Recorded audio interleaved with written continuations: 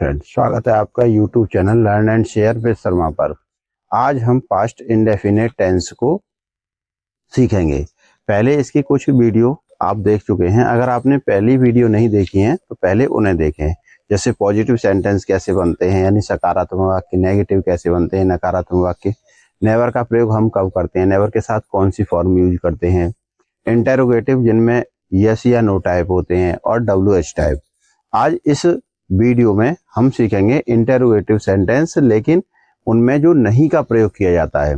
ऐसे वाक्य जो इंटेरोगेटिव तो होते हैं लेकिन उनमें नहीं आती है साथ में, तो उन्हें हम किस तरीके से बनाते हैं। आइए पहले सिंपल नेम के द्वारा समझते हैं। सबसे पहले हम पहचान समझ लेते हैं कि पास्ट इंडेफिनिट के टेंस कौन से होते हैं, सेंटेंस कौन से होते हैं। ऐसे वाक्य जिनमें ता था, ती थी, ते थे, आ, ई, ए दिया हो वो पास्ट इंडेफिनिट के वाक्य होते हैं।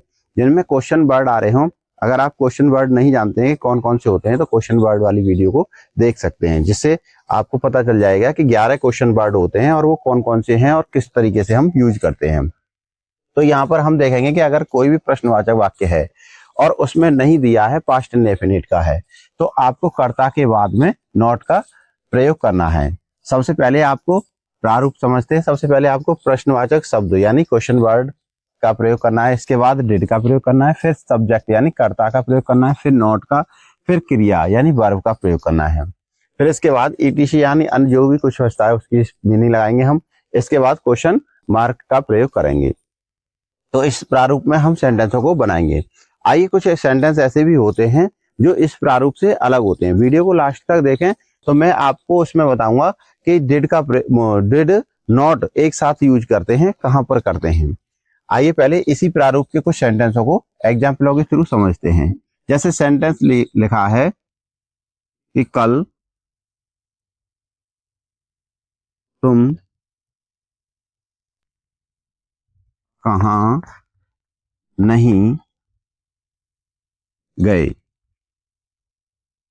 तो इसमें जो है पास्ट इंडेफिनिट का वाक्य, क्वेश्चन वर्ड आ रहा है इसमें कहां। तो सबसे पहले हमें क्वेश्चन वर्ड की मीनिंग यूज करनी है, यानी वेयर, और वेयर के बाद में हमें क्या यूज करना है, डिड।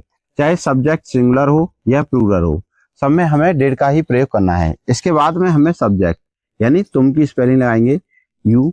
हमें देखना है कि कर्ता यानी सब्जेक्ट क्या होता है, कि जो कार्य कर रहा है उसे ही हम सब्जेक्ट कहते हैं। तो इसमें कौन कार्य कर रहा है, तुम, तो यहाँ लगाएंगे यू। इसके बाद में आपको नॉट का प्रयोग करना है। नॉट, जाना की स्पेलिंग क्या होती है, गो। अगर डिड का प्रयोग हो रहा है तो वाक्य में आप फर्स्ट फॉर्म यूज करेंगे, चाहे वो किस तरीके का भी वाक्य हो, जिसमें हम डिड लगा दें उसमें फर्स्ट फॉर्म ही हमें प्रयोग करनी है। तो यहाँ नॉट, गो। अब क्या है, कल, कल की स्पेलिंग यस्टरडे।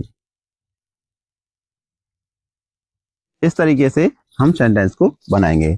अगर सेंटेंस लिखा है कि तुमने किताब क्यों नहीं पढ़ी, तुमने किताब क्यों नहीं पढ़ी। अब ध्यान से हमें समझना है कि इसमें जो क्वेश्चन वर्ड है हमारा क्यों, तो सबसे पहले हम क्वेश्चन वर्ड यानी क्यों की स्पेलिंग यूज करेंगे। फिर इसके बाद में हमें डिड का प्रयोग करना है। यहाँ डिड और फिर यू सब्जेक्ट, और यू के बाद में हमें क्या लगाना है, नॉट। फिर पढ़ना, पढ़ना की क्या है, रीड, रीड। और इसके बाद में हमें ऑब्जेक्ट यानी कर्म क्या दे रखा है, बुक, द बुक। लास्ट में हम क्वेश्चन मार्क यूज करेंगे। इस तरीके से हम सेंटेंस को बनाएंगे। अगर बहुत सी बुकों में क्या होता है कि डिड और नॉट का प्रयोग एक साथ कर देते हैं, यानी इस सेंटेंस को हम इस तरीके से भी बना सकते हैं कि वाई, और यहां पर हम क्या यूज करेंगे, डिडंट। इस तरीके से कॉमा लगा के डिडंट का प्रयोग कर सकते हैं। Didn't you read the book. लेकिन आपको सिंपली इस पहले जो मैंने फॉर्मूला बताया है, आपको इसी फॉर्मूले से बनाना है। डिडंट का प्रयोग बहुत सी बुकों में मिलता है, यानी डिड नॉट की शॉर्ट फॉर्म होती है डिडंट। तो इस तरीके से आप बना सकते हैं। आइए ऐसे सेंटेंस सीखते हैं कि जिनमें हमें कर्ता के बाद डिड नॉट का प्रयोग करना है, यानी जिस वाक्य में सब्जेक्ट और क्वेश्चन वर्ड दोनों सेम हो जाएं और नहीं आ रही है, तो उसमें हमें क्या करना है कि कर्ता के बाद ही डिड नॉट का प्रयोग करना है। जैसे सेंटेंस दिया हो कि किसका लड़का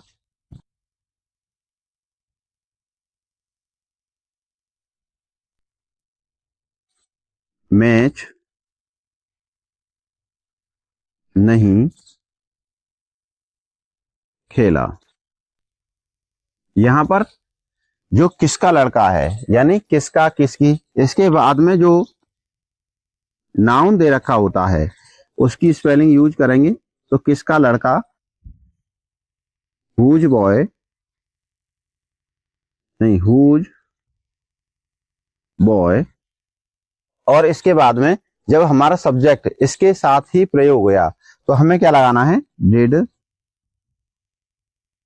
नॉट, यानी यहां सब्जेक्ट हमारे साथ यूज है तो हमें डिड नॉट का प्रयोग करना है।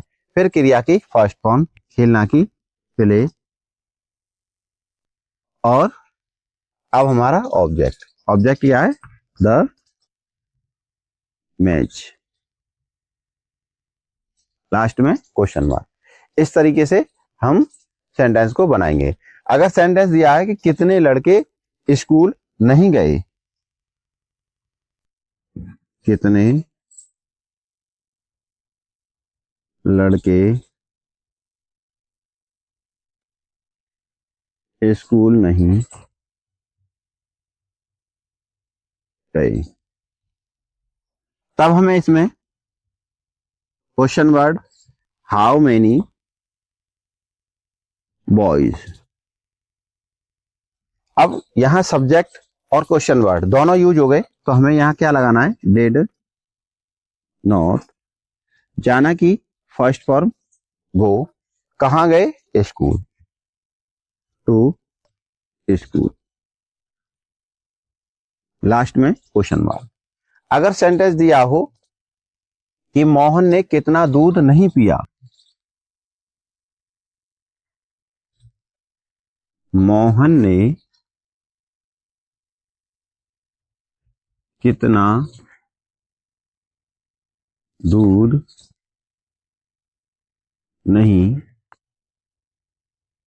पिया, तो यहां पर कितना दूध, कितना दूध की क्या लगाएंगे, हाउ मच मिल्क, क्योंकि इसी के हम काउंटिंग नहीं कर सकते हैं। जिन चीजों की हम काउंटिंग नहीं कर सकते हैं उनके साथ हमें मच का प्रयोग करना होता है, यानी हाउ मच का। अगर जिस चीज को हम गिन सकते हैं तो उसके साथ में हमें हाउ मैनी का प्रयोग करना है, और जिन चीजों को हम नहीं गिन सकते हैं उनके साथ में हाउ मच का प्रयोग करना है। How much milk did Mohan, और इसके बाद में नॉट लगाएंगे और फिर पीना की देंगे, फर्स्ट फॉर्म, लास्ट में क्वेश्चन मार्क यूज करेंगे। इस तरीके से हम बनाएंगे। अगर सेंटेंस देखिए यहां पर हमने यूज किया कि कितना कितने के बाद में डिड नॉट को एक साथ प्रयोग किया। अगर किसी सेंटेंस में इस तरीके से दे रखा है कि जो कितना कितनी में सब्जेक्ट हमारा यूज नहीं हो रहा है, तो हमें क्या करना है, डिड का प्रयोग करना है, फिर सब्जेक्ट का, फिर नॉट का प्रयोग करना है। जैसे दिया हो कि सीता ने कितनी किताब नहीं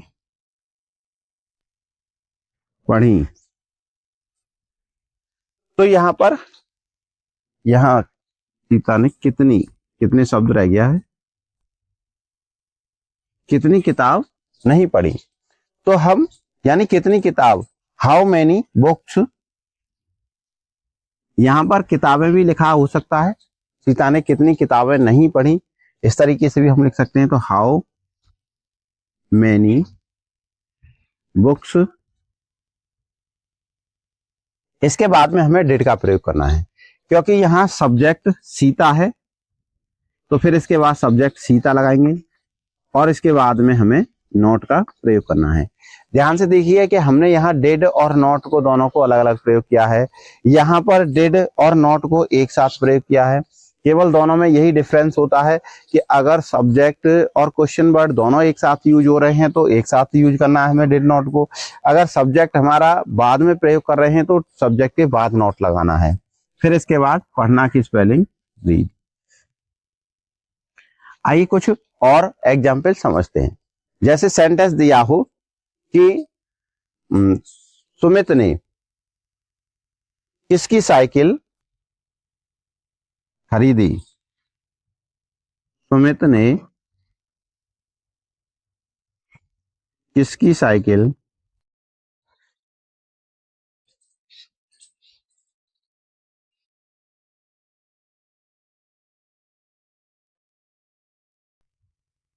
खरीदी। किसकी साइकिल नहीं खरीदी। यहां हम नेगेटिव का अध्ययन कर रहे हैं तो नहीं खरीदी। तो सबसे पहले हमें किसकी साइकिल यानी हुज बाइसिकल। यहां आप हुज साइकिल भी यूज कर सकते हैं और बाइसिकल भी यूज कर सकते हैं, दोनों मीनिंग यूज होती हैं। तो इसके बाद डिड, क्वेश्चन वर्ड के बाद आपको डिड लगाना है। फिर इसके बाद सब्जेक्ट सुमित, फिर इसके बाद नॉट और फिर खरीदना की स्पेलिंग बाई। इस तरीके से हमारा सेंटेंस कंप्लीट हो जाता है। आपको इस तरीके के सेंटेंस बनाना अच्छे से आ गया होगा। अगर अभी आपका कोई डाउट है या आप पे कोई भी सेंटेंस नहीं आता है पास्ट इंडेफिनिट का, तो आप मेरे से कमेंट बॉक्स में लिख सकते हैं, जिसमें मैं आपको आंसर दूंगा कि किस तरीके से आप बनाते हैं या कहां पर कौन सी गलती करते हैं, अगर आपके मन में कोई भी डाउट है। अगर वीडियो आपको अच्छी लगी है तो वीडियो को लाइक करें, अपने दोस्तों तक शेयर करें और ज्यादा से ज्यादा सीखने का प्रयास करें। हमारे चैनल से जुड़े रहें। अगर आप चैनल पे नए हैं तो चैनल को सब्सक्राइब करें। इस तरह की वीडियो देखने के लिए मैथ, इंग्लिश, साइंस चैनल को सब्सक्राइब करना नहीं भूलें। मिलते हैं नेक्स्ट वीडियो में, जिसमें मैं आपको बहुत सारी जानकारी दूंगा। टेंस और टेंस के अतिरिक्त भी कुछ वीडियो आपको मिलेंगी इस चैनल पर। Thank you.